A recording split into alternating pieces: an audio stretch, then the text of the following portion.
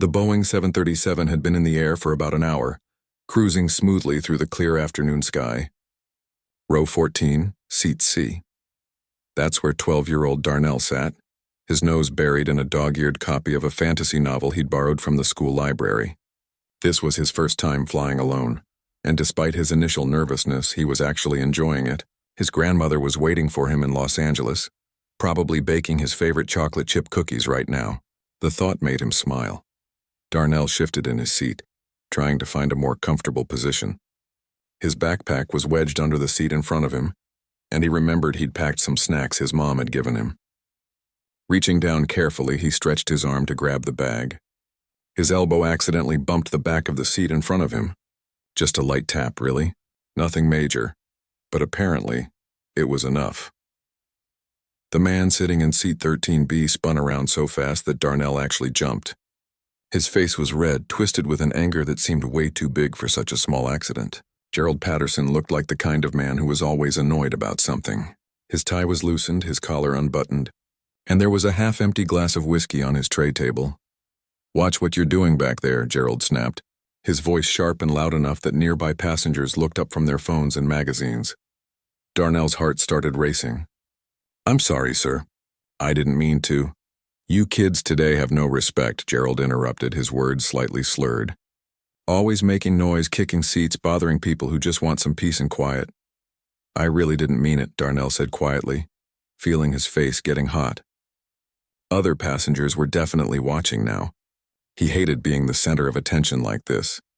Gerald stared at him for another long moment, his jaw clenched, before finally turning back around with an exaggerated huff. Darnell sank lower in his seat, his hands trembling slightly as he finally pulled his backpack onto his lap. The joy he'd felt just minutes ago had completely evaporated.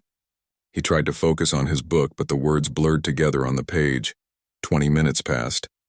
The tension in Darnell's shoulders hadn't eased. He sat perfectly still, barely breathing, terrified of accidentally disturbing the angry man in front of him again. When the flight attendant came by with the beverage cart, he whispered his order for apple juice so quietly she had to ask him to repeat it. Then it happened. Darnell's book slipped from his lap. He'd been holding it with sweaty hands and it just fell, landing with a soft thud on the floor. It slid forward slightly, stopping just under Gerald's seat. Darnell froze. His book was right there, less than a foot away, but suddenly it felt like it was on the other side of the world. Maybe he could just leave it. Maybe he could ask the flight attendant to get it later. Maybe. He took a breath and leaned forward slowly, reaching down to retrieve his book. His fingers had just wrapped around the cover when his shoulder brushed against the seat in front of him. Not even a bump, really. More like a touch. Gerald exploded out of his seat. Before Darnell could even pull back, before he could apologize, before anyone could react, Gerald's hand shot through the gap between the seats. The slap connected with Darnell's cheek with a sound that seemed impossibly loud in the confined space of the airplane cabin. The sting spread across his face instantly, sharp and burning. Darnell's book fell from his hands again. He sat frozen, one hand slowly rising to touch his cheek, unable to fully process what had just happened. Did this man just hit him? An adult stranger just hit him? "That's what happens when you don't listen," Gerald said, his voice dripping with venom. But he didn't stop there. What came next was worse than the physical pain. Gerald launched into a string of words that Darnell had only heard a few times in his life, always from people his parents told him to stay away from. Racial slurs that cut deeper than any slap ever could. Words that reduced him to something less than human, something not worthy of basic respect or decency. The cabin fell into shocked silence. A woman across the aisle gasped audibly. A businessman in the row ahead turned around, his mouth hanging open. A teenage girl 2 rows back had her phone out, and from the way she was holding it, she'd captured everything. Darnell felt tears starting to well up in his eyes, and he hated himself for it. He didn't want to cry. He didn't want to give this man the satisfaction. But the combination of the pain, the humiliation, and those horrible words was too much. His vision blurred as the first tear rolled down his cheek, following the path where Gerald's hand had struck him. "Oh my God," someone whispered nearby. A flight attendant came rushing down the aisle, her face pale. She was young, maybe in her mid-20s, and looked almost as shocked as Darnell felt. "Sir, what's going on here?" she asked, her voice shaking slightly. Gerald had already turned back around in his seat, picking up his glass of whiskey like nothing had happened. Kid keeps bothering me. I'm trying to work here. He hit that boy, the woman across the aisle said firmly. We all saw it. And the things he said. She shook her head, unable or unwilling to repeat them. The flight attendant looked at Darnell and her expression softened. Sweetheart, are you okay? Darnell wanted to say yes. He wanted to be tough, to brush it off, to not make a big deal out of it. But when he opened his mouth, no words came out. He just shook his head slightly, still holding his burning cheek. I need you to stay in your seat, the flight attendant said to Gerald, her voice trying to sound authoritative, but not quite managing it. I'm going to speak with the captain. Gerald waved her away dismissively. Whatever. Just keep that kid away from me. The cabin was buzzing now. Passengers were leaning into the aisles, whispering to each other, shaking their heads. Some looked angry. Others looked uncomfortable, like they wanted to help but didn't know how. A few were still recording on their phones, documenting everything. Darnell sat perfectly still, his book forgotten on the floor, his apple juice untouched on the tray table.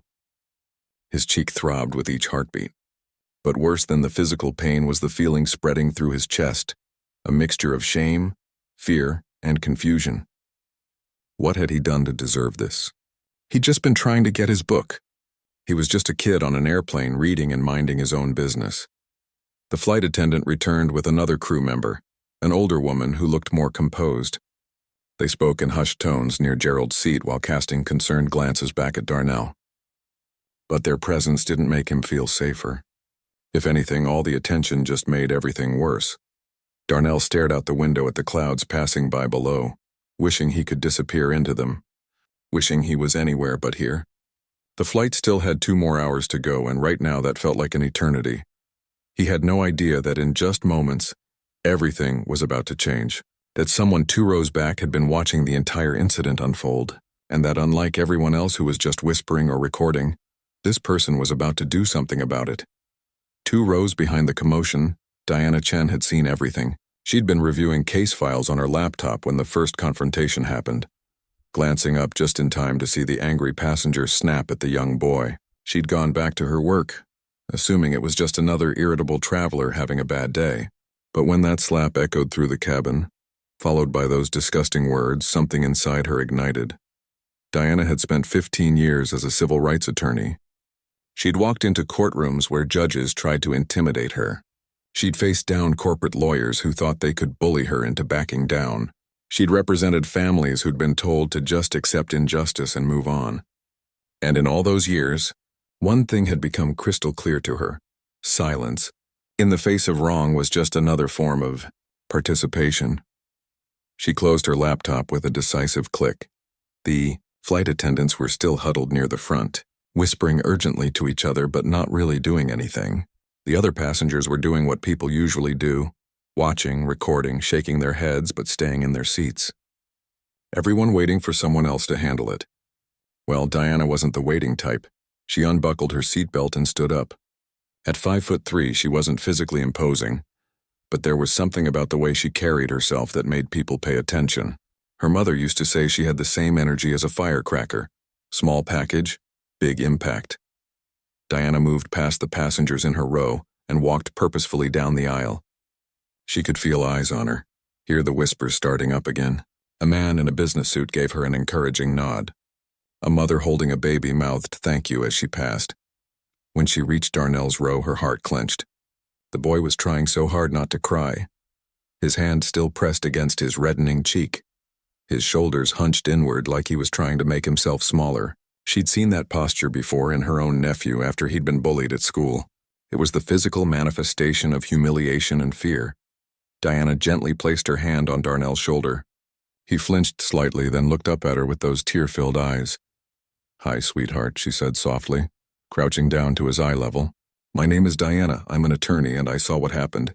You didn't do anything wrong, okay?" "Nothing at all." Darnell nodded slightly but didn't speak. His lower lip was trembling.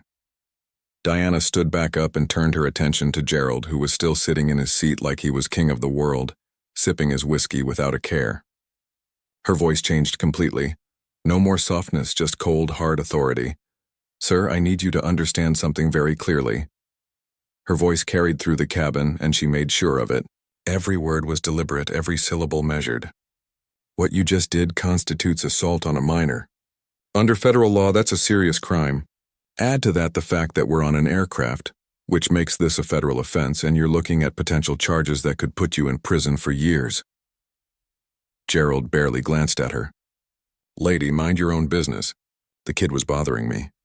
Actually, this is exactly my business, Diana continued, not missing a beat. I'm a civil rights attorney, and what you did, both the physical assault and your use of racial slurs, that's my specialty. So let me make this simple for you. Every single person on this aircraft is now a witness to your crime. See that woman across the aisle? She saw it. That teenager 2 rows back who has her phone out? She recorded it. That businessman up front who's shaking his head at you? He heard every disgusting word you said. The color in Gerald's face started to change. The confident sneer faltered just a bit. One of the flight attendants, the younger one who'd responded first, approached nervously. Ma'am, I appreciate your concern, but we're handling... Diana turned to her, and her expression softened but remained firm. Are you?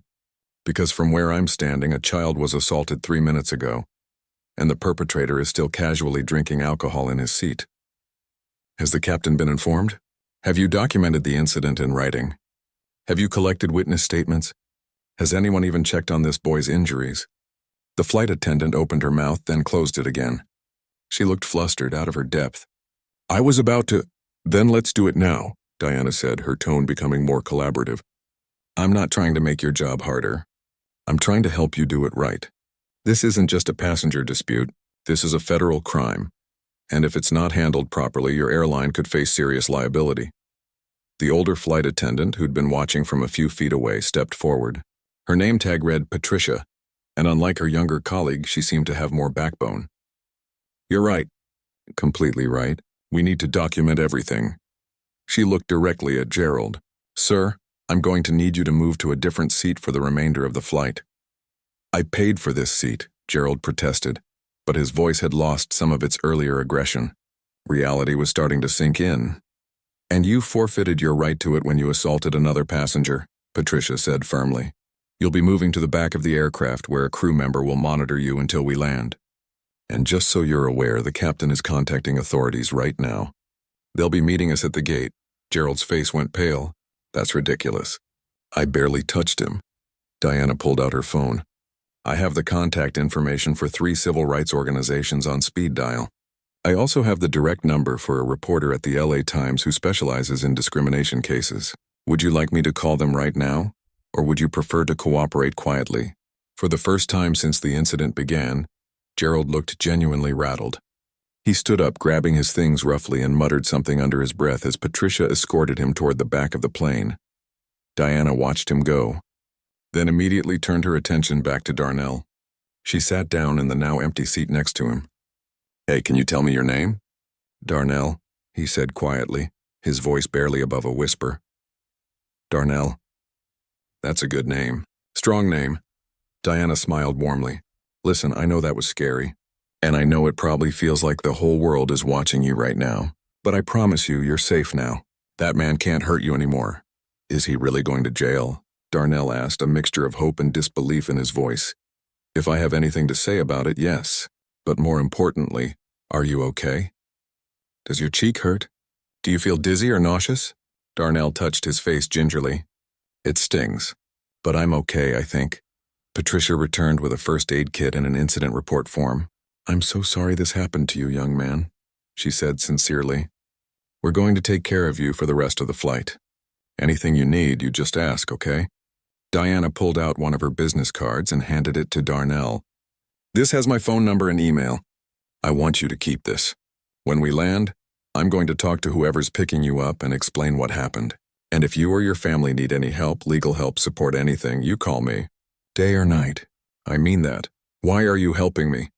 Darnell asked, looking at the card in his hands. Diana thought about that for a moment. She could give him a dozen reasons. Because it was the right thing to do. Because she was a lawyer and this was what she fought for. Because she couldn't stand by and do nothing. But what she said was simpler and more honest. Because someone should have. Because you deserve to be protected. And because I have a nephew about your age, and if this happened to him, I'd hope someone like me would be there for him too. Darnell nodded slowly. Then, for the first time since the incident, a small smile appeared on his face. It was barely there, just a slight upturn at the corners of his mouth, but it was something. Diana smiled back. There we go. That's better. As Patricia began documenting the incident and taking Diana's statement, other passengers started approaching. The woman from across the aisle brought Darnell a pack of cookies from her bag. The businessman offered his card too, saying he'd be happy to serve as a witness. The teenager with the phone came over and quietly told Diana she'd gotten the whole thing on video and would send it to her. Slowly, the atmosphere in the cabin was changing. What had started as a moment of violence and hatred was transforming into something else, a community of strangers coming together to support a child who'd been wronged. Diana stayed next to Darnell for the rest of the flight, making sure he was comfortable, talking to him about his favorite books and movies, helping him forget, at least for a little while, what had happened. But in the back of her mind, she was already planning. The incident report was just the beginning. She was going to make sure Gerald Patterson faced every consequence available under the law. And more than that, she was going to make sure Darnell knew that what happened to him mattered. That he mattered. Justice wasn't just about punishment. It was about validation, about saying clearly and loudly that what happened was wrong, and that the victim deserved better. And Diana was just getting started. Diana pulled out a small notepad from her briefcase, the kind she always carried for taking notes during depositions. But this wasn't a courtroom, and she wasn't being paid for this. This was something else entirely. This was personal. Okay, she said, more to herself than anyone else. Let's do this right. Patricia, the senior flight attendant, was filling out the incident report with shaky hands. Diana could tell she was rattled. This probably wasn't covered extensively in training. Have you ever had to file one of these before? Diana asked gently. Patricia looked up. Twice in 23 years. Once for a medical emergency, once for a drunk passenger who got belligerent. But nothing like this. Never anything involving a child. Then let's make sure every detail is documented, Diana said. The time, the witnesses, exactly what was said and done. Trust me, the more thorough we are now, the stronger the case will be. While Patricia wrote, Diana stood up and addressed the passengers nearby. I know everyone's shaken up by what just happened, but I need to ask who actually witnessed the assault. Not just heard about it, but saw it with their own eyes. Nearly a dozen hands went up throughout the cabin. Diana felt a surge of relief. Witnesses were everything in cases like this. Thank you. I'm going to come around and get your contact information if you're willing to provide it. You don't have to, but it would help this young man get justice for what happened to him. She started with the woman directly across the aisle, who'd been one of the first to speak up. Her name was Beverly, a retired school teacher from Arizona. I saw the whole thing, Beverly said, her voice still shaking with anger. That man didn't just hit him. He put real force behind it. And those words he used. She stopped, pressing her lips together. I taught for 35 years, and I've seen bullies. But this was different. This was pure hatred. Diana wrote down Beverly's phone number and email address. Would you be willing to provide a written statement? Absolutely. Whatever that boy needs. Next was a college student named Tyler sitting 2 rows up. He'd been watching a movie with his headphones on but had taken them off just before the incident. I heard the first argument, so I was kind of paying attention after that, he explained. When he hit the kid, I couldn't believe what I was seeing. I actually thought I was seeing things for a second, you know?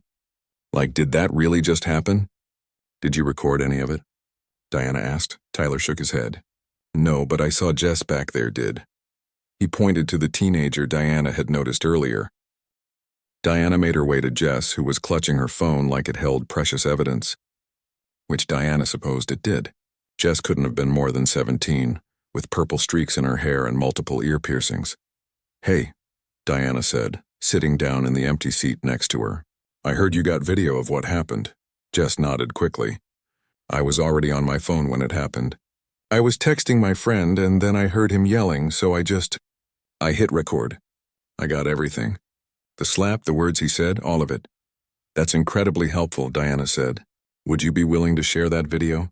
I know it's on your phone, but this could be crucial evidence. Are you kidding? I want to help. What that guy did was messed up. Jess looked toward where Darnell was sitting. Is the kid okay? He's shaken up, but he's tough. Tougher than he probably realizes right now. Jess pulled up the video. Diana watched it once, her jaw tightening as she saw the incident unfold again. The video was clear, well lit, and damning. Gerald's face was visible. His words were audible. The force of the slap was obvious. This wasn't going to be a he said situation. This was documented fact. Can you airdrop this to me? Diana asked, pulling out her phone. And I'll need your contact information too. Sure thing. Jess quickly sent the video and wrote down her details. I hope you nail this guy. My little brother is 10. If someone did this to him. She didn't finish the sentence, but Diana understood perfectly. A man in a business suit from 3 rows ahead approached Diana as she was making her way back to Darnell. He was tall, probably in his 50s, with graying hair and an expensive watch. Excuse me, are you really an attorney? I am. Civil rights law, primarily. Good, that's good. He pulled out his own business card. I'm Robert Chen, corporate lawyer. Not really my area of expertise, but I saw what happened and I'd like to help if I can. Character witness, whatever you need. Diana took his card, then did a double take at the last name. Chen, any relation? He smiled slightly. Are you asking if we're related just because we share a last name? Fair point, sorry. No relation that I know of. But I've got 3 kids of my own and that could have been any of them. Nobody deserves that. Especially not a kid just trying to read his book and mind his own business. Diana added his information to her growing list. She now had over a dozen witnesses, video evidence, and a flight crew report. This case was getting stronger by the minute, but she knew from experience that evidence was only part of the battle. The other part was making sure Darnell was okay, not just physically but emotionally. She returned to his seat and found him talking quietly with Patricia, who'd brought him a ginger ale and some pretzels. How are you holding up? Diana asked, settling back into the seat beside him. Darnell shrugged. Better, I guess. My face doesn't hurt as much anymore. That's good. But I'm not just asking about your face. How are you doing up here? She tapped her temple gently. Darnell was quiet for a moment. I keep thinking about what he said. Those words. I've heard them before, not a lot, but sometimes. My dad always told me that people who use words like that are just showing how small they are inside. But it still hurts, you know? It does hurt. Your dad's right. Those words say everything about the person using them and nothing about you. But that doesn't make them hurt less, and you're allowed to feel that hurt. Are you really going to make sure he gets in trouble? Darnell asked, looking directly at her. Diana met his gaze steadily. I'm going to do everything in my power to make sure he faces consequences for what he did. But I need you to understand something important. This isn't about revenge. It's about justice. It's about making sure he understands that what he did was wrong, and making sure it doesn't happen to someone else. Darnell nodded slowly.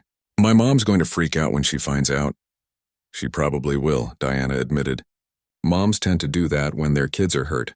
But she's also going to be proud of how brave you've been. You didn't fight back, you didn't make things worse. You just sat there with dignity, even when someone tried to take that dignity away from you. I don't feel very brave. I feel kind of like crying still. Being brave doesn't mean not being scared or not wanting to cry. It means feeling those things and not letting them control you. And for what it's worth, I think you're handling this better than most adults would. Patricia returned with an ice pack wrapped in a clean napkin. For your cheek, honey. It might help with any swelling. Darnell accepted it gratefully, pressing it gently against his face. The cold seemed to help, and some of the tension in his shoulders eased. A man from a few rows back approached.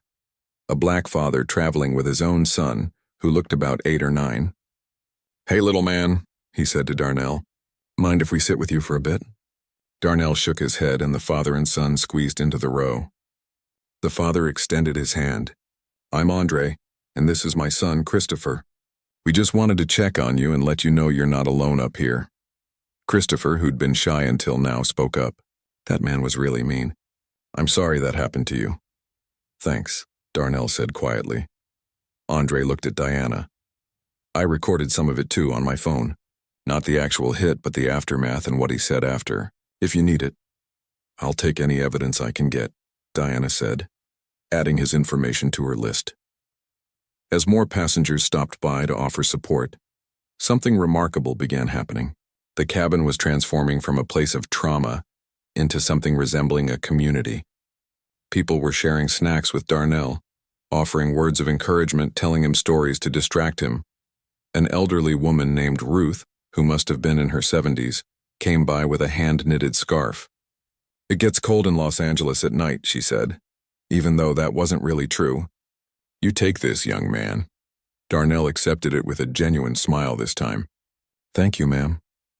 Diana watched all of this unfold, her notepad now full of names, phone numbers, and witness accounts. She'd built dozens of cases in her career, but few had felt as important as this one, maybe because it was so clear-cut. Maybe because Darnell reminded her of her nephew.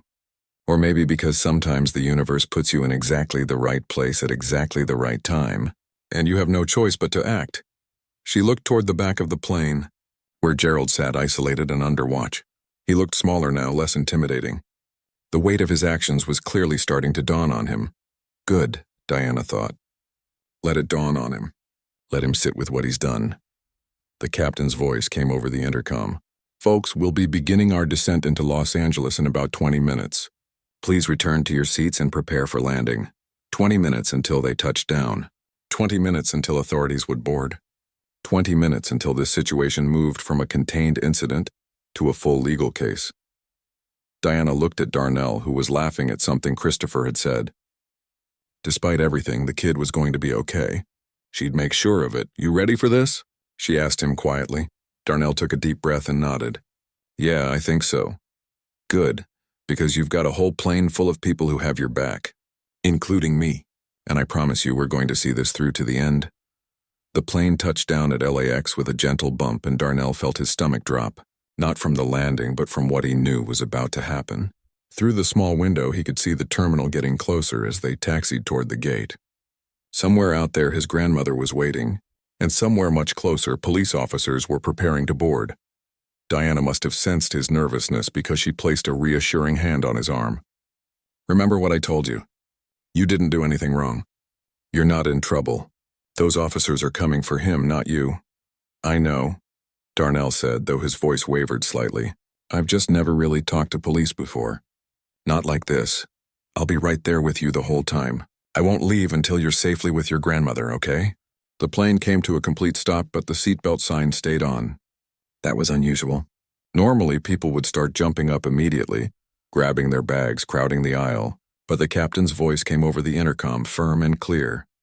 "Ladies and gentlemen, please remain seated with your seatbelts fastened. We have law enforcement boarding the aircraft to handle an incident that occurred during the flight. This will only take a few minutes. We appreciate your patience and cooperation." A murmur rippled through the cabin.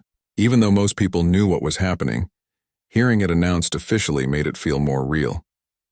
More serious. Darnell watched as the forward door opened.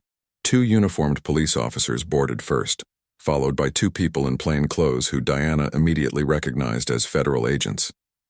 They must be FBI. Assaults on aircraft fell under their jurisdiction. Patricia met them at the front of the cabin, speaking quietly and gesturing toward the back where Gerald sat. One of the plainclothes agents nodded and made his way down the aisle, while the other approached Diana and Darnell. She was a woman in her 40s, with sharp eyes and an authoritative but not unkind demeanor. "I'm Special Agent Maria Rodriguez with the FBI. I understand there was an assault on this flight?" Diana stood up, immediately shifting into professional mode. "Yes, my name is Diana Chin. I'm an attorney and I witnessed the entire incident. This is Darnell Williams, the victim. He's 12 years old and was traveling alone." Agent Rodriguez's expression softened as she looked at Darnell. "Hello, Darnell. I know this has been a scary experience. I'm going to need to ask you some questions, but first, are you injured? Do you need medical attention?" Darnell shook his head. "My cheek is just a little sore, but I'm okay.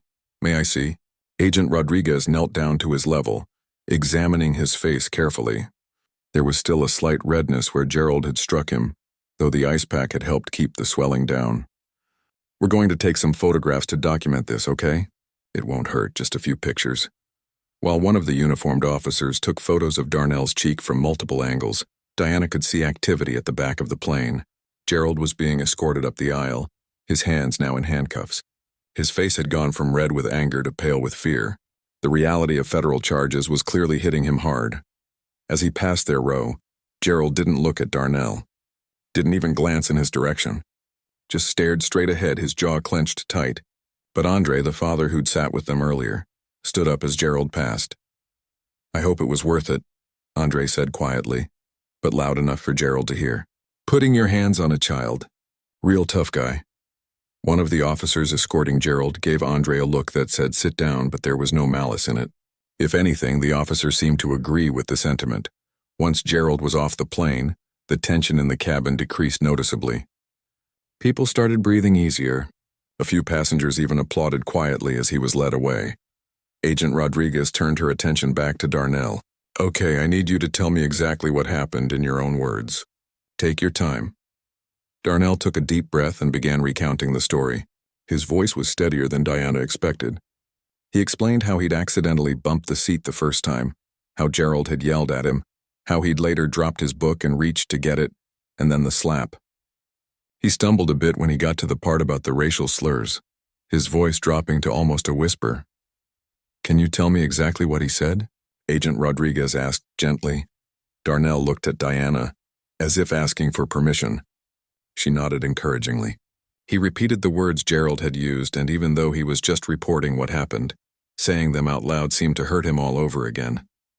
"I'm sorry you had to hear those words," Agent Rodriguez said, "and I'm sorry you had to repeat them. But this is important for the case. You're being very brave." "I have video evidence," Diana interjected, pulling out her phone. "Multiple passengers recorded the incident. I have witness statements from over a dozen people. And the flight crew documented everything." Agent Rodriguez's eyes lit up. "That's excellent. Can you send those to me? Here's my card with my email." "Already on it," Diana said, forwarding the video Jess had sent her. The second FBI agent returned from escorting Gerald off the plane. He spoke quietly with Agent Rodriguez, and Diana caught snippets of their conversation. Blood alcohol level. Previous complaints. Outstanding warrants. This was getting more interesting by the minute. Agent Rodriguez stood up. "Darnell, we're going to need you and your guardian to come down to the federal building tomorrow to give an official statement. But for tonight, you can go home with your grandmother. Ms. Chen, will you be accompanying him?" "Absolutely. I've already spoken with his grandmother by phone to let her know what happened. She's waiting at the gate." "Good. I'll need your statement as well." Agent Rodriguez handed business cards to both of them. "Thank you for your cooperation." "And Darnell? What happened to you was wrong. We're going to make sure the man who did this is held accountable." Darnell nodded, and for the first time since the incident, Diana saw something in his eyes that looked like hope, real hope. Not just the fragile kind you hold on to in the moment. The kind that comes from seeing that the system actually works sometimes, that justice isn't just an abstract concept. The captain announced that passengers could now deplane. Everyone started gathering their belongings, but something unexpected happened. As Darnell stood up to leave, passengers from all over the cabin approached him. Beverly, the retired teacher, gave him a hug. Tyler, the college student, fist-bumped him. Ruth pressed a piece of paper into his hand with her phone number, telling him to call if he ever needed anything. Robert Chen, the corporate lawyer, shook Darnell's hand like he was an adult. "You handled yourself with real class today, young man. Don't let anyone tell you different." Andre and his son Christopher walked with them up the aisle. "Stay strong, brother," Andre told Darnell. "You've got a whole community behind you now." As they made their way through the jet bridge, Diana kept close to Darnell's side. She could see he was overwhelmed by all the attention, but in a good way. He'd gone from feeling isolated and humiliated to feeling supported and valued. That mattered more than any legal victory could. They entered the gate area, and Diana immediately spotted the woman who had to be Darnell's grandmother. She looked exactly like he'd described on the phone, small with silver hair and worried eyes that were scanning the crowd desperately. "Grandma." Darnell called out, and suddenly he wasn't trying to be brave anymore. He was just a 12-year-old boy who needed his grandmother. She rushed toward him, and when they embraced, she held him so tight Diana thought she might never let go. "Oh, baby, oh, my sweet baby," she kept saying, tears streaming down her face. "Are you okay?" "Let me see your face." "Oh, Lord, look at your cheek. I'm okay, Grandma, really. This lady helped me. Ms. Chen." Darnell's grandmother, Mrs. Williams, Diana learned, turned to her with eyes full of gratitude and tears. "Thank you. Thank you so much. I don't know what would have happened if you hadn't been there." "He's a strong kid," Diana said. "He handled this situation better than most adults would have. He gets that from his mother. She's flying in tomorrow morning. She was working in Chicago, couldn't get a flight out sooner.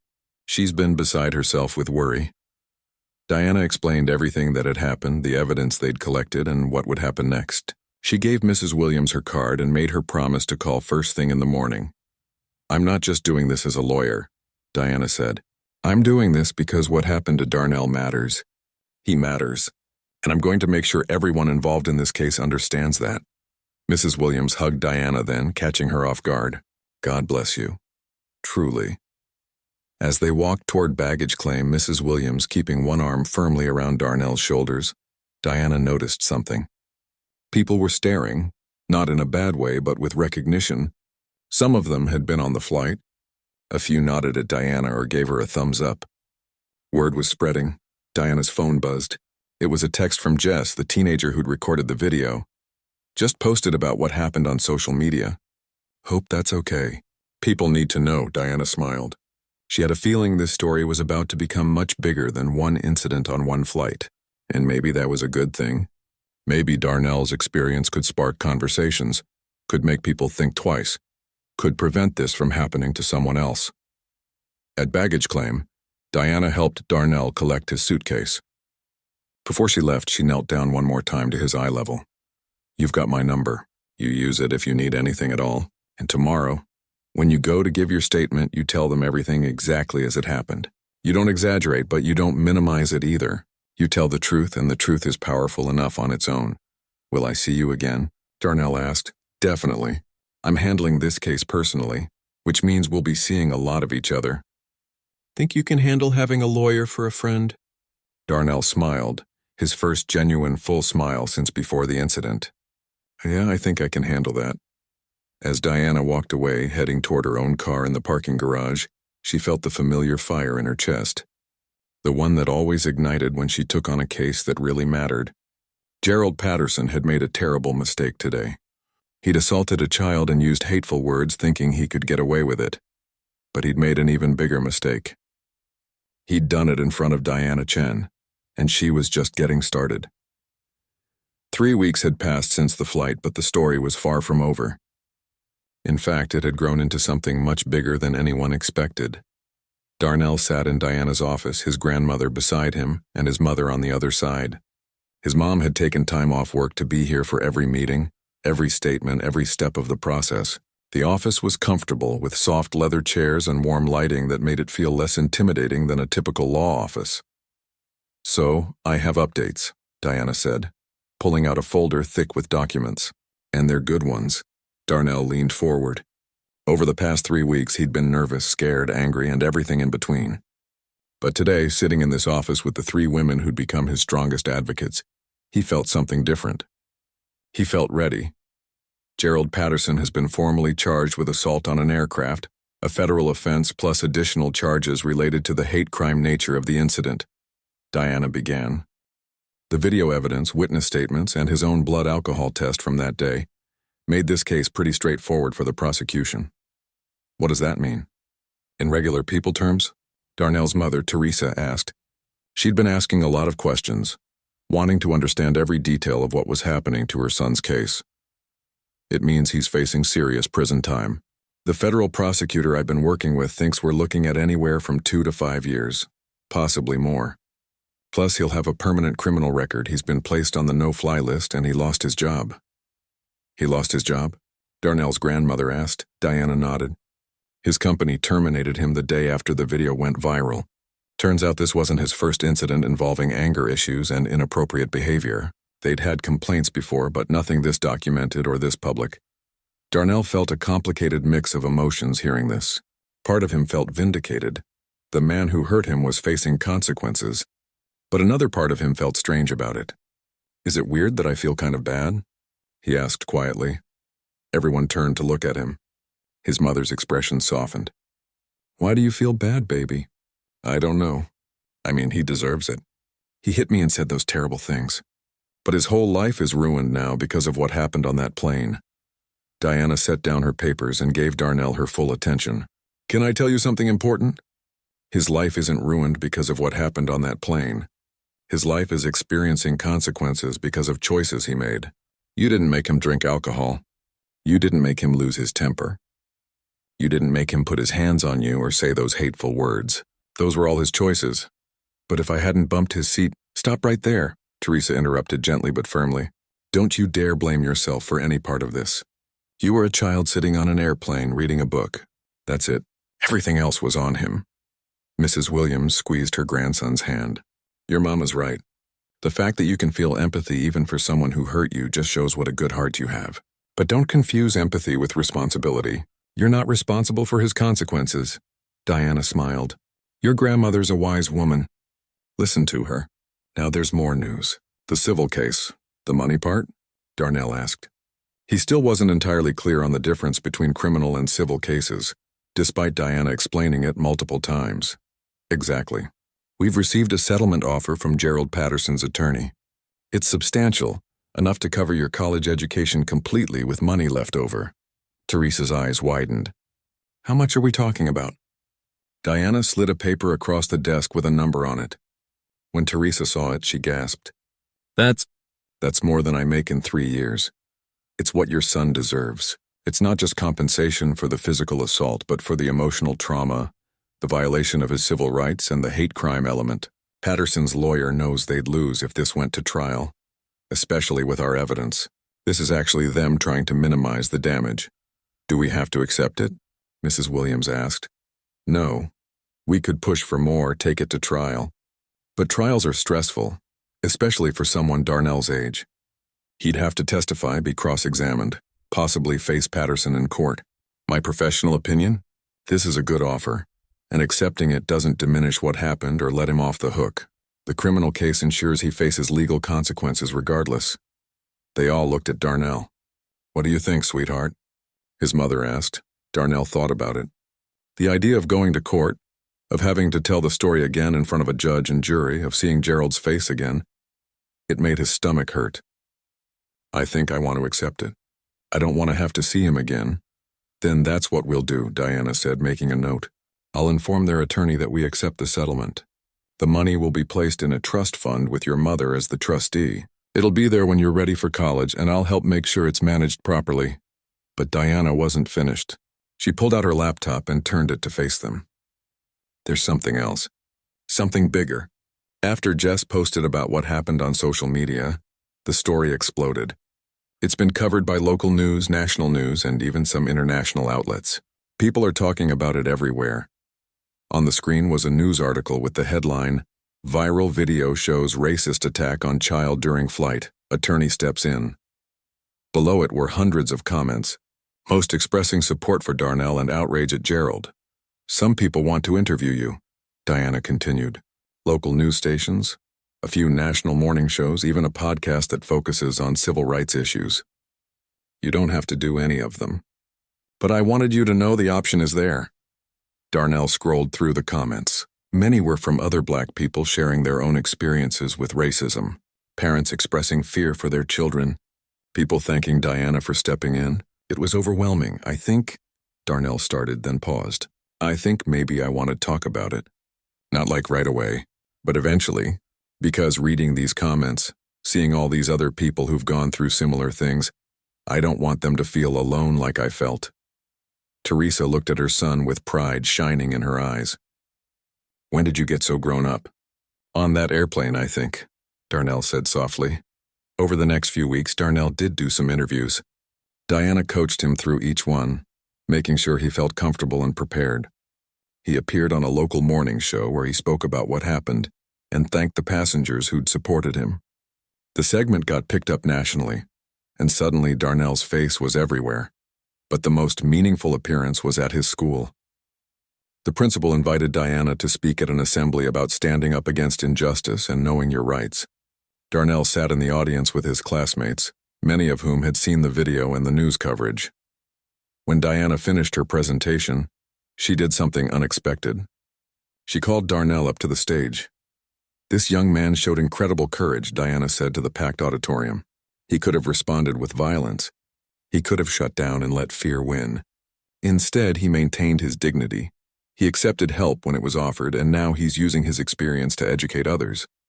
That's real strength. The auditorium erupted in applause. Darnell's classmates were on their feet, cheering for him. His teachers were clapping. Even some of the kids who used to tease him about being quiet and bookish were showing him respect. After the assembly, something changed at school. Kids started sitting with Darnell at lunch. They asked him questions about the case, about Diana, about what it was like to be on the news. But more importantly, they started opening up about their own experiences with discrimination and unfair treatment. Darnell became someone they could talk to, someone who understood. 6 months after the flight, Diana invited Darnell and his family to a community event. It was a panel discussion on civil rights, and Diana was one of the speakers. But she'd also arranged for Darnell to share his story to a room full of attorneys, activists, and young people. Standing at the podium, looking out at all those faces, Darnell felt nervous. But then he saw Diana in the front row, giving him an encouraging nod. He saw his mother and grandmother, their faces full of pride. He saw some of the passengers from the flight, Beverly, Andre, and Christopher, even Jess with her purple hair. "My name is Darnell Williams," he began, his voice steady. "And 6 months ago, something happened to me that changed my life." He told the story, not leaving out the hard parts or the scary moments. He talked about the slap, the words, the fear. But he also talked about Diana standing up for him, about the strangers who became allies, about how one person's courage to act can change everything. "I used to think that bad things just happened and you had to deal with them alone," Darnell said. "But I learned something important. You're never as alone as you think you are. There are people who will stand up for you, who will fight for you, who will make sure your voice is heard. Sometimes you just have to be brave enough to let them." When he finished, the room erupted in applause. But more than that, people were crying. Diana was wiping her eyes. Beverly was nodding emphatically. And Darnell realized that his story, this painful, scary thing that happened to him, had become something more. It had become a tool for change, a message of hope, a reminder that justice is possible when people refuse to stay silent. After the event, Diana pulled him aside. "You know what you did in there?" she asked. "Gave a speech? You gave people permission to believe in justice again. In a world where so many terrible things happen and go unpunished, you showed them that sometimes when good people act, things can work out." "That matters more than you know," Darnell smiled. "I couldn't have done any of this without you." "Maybe not, but I was just the catalyst. You're the one who chose to turn something horrible into something meaningful. That was all you." As Darnell left the building with his family, he thought about how different his life was now compared to 6 months ago. He had a college fund. He had a friend and mentor in Diana. He had a story that was helping other people.